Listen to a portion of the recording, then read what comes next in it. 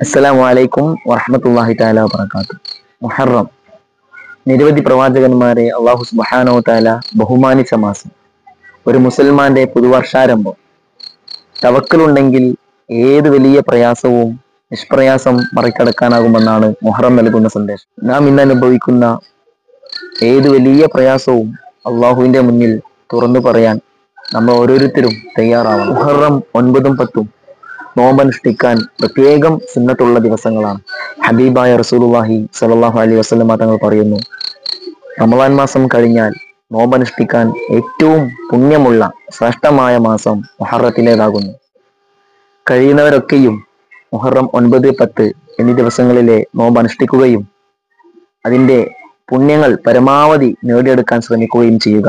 കൂടാതെ നമ്മുടെ വീട്ടിലുള്ള നമ്മുടെ മക്കളെ കൊണ്ടും നോമ്പെടുപ്പിക്കാൻ ശ്രമിക്കുക. നാഥൻ തൗഫീഖ് നൽകട്ടെ. അസ്സലാമു അലൈക്കും വറഹ്മത്തുള്ളാഹി.